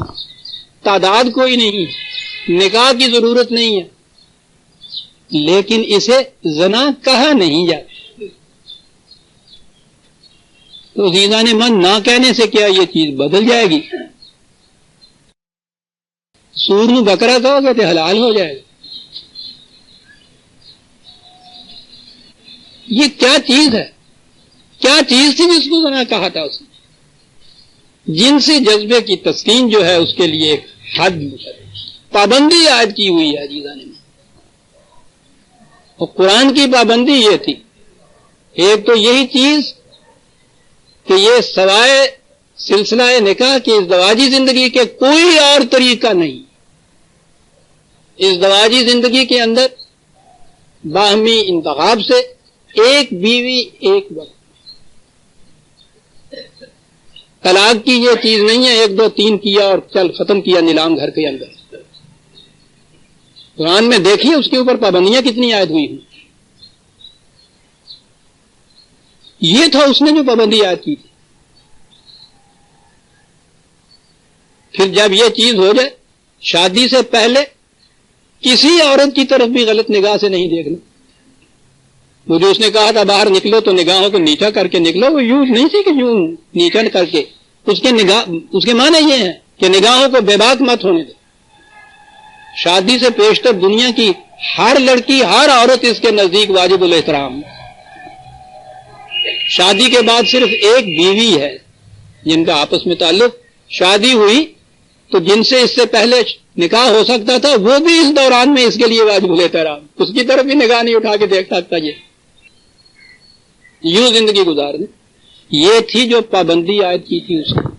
تو جس قوم پہ یہ پابندی عائد ہوئی ہو اور وہ پھر بدیب خاطر یہ چیز جو ہے اس کے اوپر کار بند رہے، آپ سوچئے کہ اس کی قوت ارادی اور اس کی نروس سسٹم کیسی مضبوط ہوگی. یہ بلائیں نہیں تھے یہ عرب جنہوں نے جا کے اتنے جو تھے کیسر اور کسرا کی سلطنتوں کو، میرے اللہ، ان کے مقابلہ جو ان دونوں قوموں سے ہوا تھا، کیا کمی تھی ان کے اندر؟ یہی کمی تھی، جنسی جذبے کے اوپر پابندیاں اتنی نہیں تھی، نہ ایران میں تھی نہ ان کے یہاں کیسر کے اندر رومنس میں تھی. اور یہ وہ قوم تھی جو تیار کی، اور معلوم نہیں کہ اس قوم نے وہ جو ایمان لائی ہے اور یہ تعلیم و تربیت نبوی جو تھی اس نے ان کے اندر کیا قلب ماہیت کر دی تھی، کس طرح سے ان کی نفسیات کو بدل دیا تھا. یہ وہ قوم تھی کہ جو بجا کے وقت کتنی بیویاں بھی ان کے ہاں ہوتی تھی، لونڈیاں بھی ان کے ہاں ہوتی تھی. انہی کو یعنی اگلی جنریشن بھی نہیں، انہی کی پھر یہ کیفیت پیدا کی انہوں نے. نگاہ کو کہیں نگاہ بے باک نہیں ہونے دی، کسی دوسری طرف اٹھنے نہیں دی نگاہ سے. ہومس کے اندر جب یہ گئی حضرت عمر کی فوج کے، انہوں نے عیسائیوں نے شہر کے اندر کیا، یہ دکانوں کے اوپر نہایت نوخیز لڑکیاں خوبصورت وہ بٹھا دی، یہ سیل گرل جن کو آپ کہتے ہیں ہم، ان کے یہاں تو پردہ ہوتا ہی نہیں تھا، وہ بٹھا دی. یہ سپاہی جو تھے فاتح معاف رکھیے گا جن کو تلنگے کہتے ہیں، یہ اس شہر میں سے گزرنا تھا، انہوں نے یہ گزر کے باہر آ گئے. تو انہوں نے یہ جب شام ہوئی تو ان میں سے کوئی آیا دیکھنے کے لیے کہ ان کا اوپر یہ تو جال پھینکا تھا نا انہوں نے کہ کوئی اثر وثر ان کا کچھ بھی ہوا. ان میں سے سپاہی نے کہا کہ تمہارے ہاں یہ شہر کے اندر یہ چیزیں کیا کیا ہیں جو عام طور پہ بکتی ہیں. انہوں نے کہا کہ تم شہر کے بازار سے گزر کے آئے ہو، تمہیں معلوم نہیں ہے؟ کہنے کہ نہیں، جب ہم گزر کے آئے تھے تو پہلے یہ آواز دے دی گئی تھی کہ نگاہوں کو نیچے رکھ کے جانا ہے، تو ہم نے تو نگاہ اٹھا کے دیکھا ہی نہیں کہ شہر میں کیا ہو رہا تھا. یعنی اگلی جنریشن نہیں، عزیزان من، یہ تھی تعلیم و تربیت نبی، وہی قوم. جب کہا وہ جرنیل نے، کمانڈر نے بھانپ لیا ہوگا نا کہ یہ کیا جال بچایا گیا ہے، اس نے قرآن کی آیت جو تھی اس کے چار لفظ دہرا دیے. اور ان کی یہ کیفیت ہے کہ انہوں نے دکان پہ چیزیں دیکھنے کے لیے بھی نگاہ نہیں پھر اٹھائی، چلے گئے. اور اس کو پوچھتے ہیں آگے تو کہتے ہیں ہمیں تو پتہ ہی نہیں ہے. یہ ہے وہ چیز، یہ کوئی چھوٹی چیز نہیں کہا گیا قرآن کہ اگر جنسی جذبے کی تسکین کو بے باک کر دیا جس فرد یا قوم نے، یا فل ظالے کا یل کا آسام. یاد رکھیے انفرادی طور پہ بھی آپ دیکھیں گے کہ جو لوگ بھی ان جنسی جذبے کے اندر بے باک ہوئے ہوتے ہیں نا، ہمارے معاشرے میں بھی آپ دیکھیں گے کہ کتنی اور برائیاں ان کے اندر ہوتی ہیں. وہ اپنے نفس کے اوپر کنٹرول نہیں رہتے، اسام قوت ارادی نہیں رہتی، ضبط نہیں رہتا، ضبط نفس نہیں رہتا. اور قوم میں جب یہ چیز ہو جائے، یورپ ہمارے سامنے گیا، کل ہی اس برطانیہ کی مملکت پہ سورج نہیں ڈوبتا تھا. یہ کوئی 1000 سال کی بات نہیں ہے، ہمارے دیکھنے کی بات بچپن میں ہم یہ پڑھا کرتے تھے. سورج نہیں غروب ہوتا تھا. وہ قومیں آج دنیا میں چوتھی پانچویں بھی نہیں، پتہ نہیں کتنی پیچھے رہ گئی ہے. اس لیے کہ جنسی جذبے کے اوپر جو کنٹرول تھا اس کو اٹھایا. کل کی ابھی بات تھی ان کے ہاں وکٹوریا کے زمانے میں جس چیز کے اوپر لیگ کا لفظ آتا تھا ان کے ہاں اس کو ننگا نہیں ہونے دیتے تھے. میز کی جو ٹانگ ہوتی تھی، لیگ آف دی ٹیبل، اس کو بھی اس طرح سے کپڑا اڑا کے رکھتے تھے ان کے ہاں. اور آج تو بات بات ہلکی کہنے کی ہے ہی نہیں. نتیجہ اس کا آپ کے سامنے ہے. ساری دنیا میں پٹی ہوئی قومیں ہیں. تو ہم تو صدیوں پہلے پٹے تھے، وہ بہرحال اب ان کے یہاں پٹے آہستہ آہستہ اس جذبے میں جہاں تک بڑھ گئے ہیں، حیوانات سے بھی آگے چلے گئے. آپ کو معلوم ہے کہ ان کے یہاں تو اب مجھے یہ لفظ یہی بولنا چاہیے، ہومو سیکشولیٹی کو قانوناً جائز قرار دے دیا انگلینڈ نے. قانوناً جائز.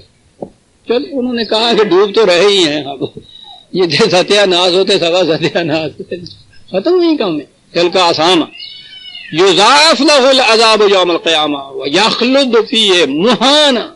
یہاں وہ لفظ آیا، جہنم کے عذاب میں یہ قوم گرفتار ہوگی، ذلیل و خوار ہو جائے گی دنیا میں. یہ کیفیت ہوگی. لیکن یہاں پھر وہ رکتا ہے. ابدی جہنم یہ نہیں، الا من تاب وآمن وعمل عملا صالحا فاولئک یبدل اللہ سیئاتہم حسنات وکان اللہ غفورا رحیما. ابدی طور پہ وہ کنڈیم نہیں کرتا. کہتا ابھی ان میں اگر یہ ہے کوئی تھوڑی سی بھی ان کے اندر اگر وہ رمق باقی ہے زندہ رہنے کی، اور یہ محسوس کر لیں کہ ہم نے غلط قدم اٹھایا تھا، پھر اپنی اس غلطی کا احساس کر کے اس پہ نادم ہوں، پھر لوٹ کے آ جائے وہیں جہاں سے غلط قدم اٹھا تھا، پھر اس پر آمن، پھر اس حقیقت پہ ایمان لائیں کہ یہ کنٹرول بڑا ضروری تھا، پھر اس کے بعد ایسے کام کریں کہ جو اس کے ہاں کی جو کمیاں واقع ہوئی ہیں وہ پوری ہوتی چلی جائیں، جو ڈیفیشنسی ہو گئی ہے اس کو میک گڈ کیا جائے. یہ ہے ہی عمل صالح جس کو وہ کہتے ہیں. تو پھر قرآن کہتا ہے کہ یبدل اللہ سیئاتہم حسنات، پھر ان کی یہ تباہیاں ہو سکتا ہے کہ خوشگواریوں کے اندر بدل جائے. یاد رکھیے قرآن کریم نے معاشرے کے اندر جو برائیاں وغیرہ پیدا ہو جاتی ہیں ان کو دور کرنے کے لیے اس کا یہ طریقہ نہیں ہے کہ اسی لائن کے اندر اور سختیاں کرتے چلے جاؤ. یہ نہیں بات، اس کا پروگرام اور ہے. وہ کہتا ہے ٹھیک ہے ہو سکتا ہے یہ پیدا ہو جائیں، لیکن یاد رکھو اگر ناہمواریاں کسی معاشرے کے اندر پیدا ہو جاتی ہیں، اگر اس کے اندر یہ خرابیاں آ جاتی ہیں، تو اس کے پورا کرنے کا طریقہ یہ ہے کہ یاد رکھو ان الحسنات یذہبن السیئات، جتنی تخریبی باتیں وہاں ہوئی ہیں اس سے زیادہ تعمیری کام کرو اس معاشرے کے اندر، پھر تخریبی کاموں کے نقصان جو ہے ان کی تلافی ہو سکے گی. یہ ہے طریقہ، یہ ہے وہ عملی پروگرام. حسنات زیادہ بڑھاتے چلے جاؤ تاکہ وہ جو تمہارے کھڈے اور گڑھے اور یہ پڑے ہوئے ہیں نا وہ پورا کرتے چلے جاؤ. سڑک لیول جب بھی ہوتی ہے نا یہ تعمیری کام کرتے چلے جاؤ. یہ تعمیری کام حسنات جو ہیں یہ سیئات کو لے کے جائیں گی. یبدل اللہ سیئات حسنات وکان اللہ غفور الرحیم، تمہاری پھر حفاظت بھی کرے گا، پھر سامان نشو و نما بھی دے گا. سورہ الفرقان کی آیت 70 تک آ گئے، اور میں آج اس میں ذرا خاص ہی تھا. آگے ایک آیت آتی ہے جس میں میں سمجھتا تھا کہ شاید پورا درس لے جائے گی، وہ بڑی اہم آیت ہے میرے نزدیک، لیکن ہم اس سے پہلے ہی وقت ہو گیا رک گئے. اس آیت کو ہم آئندہ لیں گے. سورہ فرقان کی آیت 70 تک ہم آ گئے. ربنا تقبل منا انک انت السمیع العلیم. ایک ذرا سا اعلان ہے.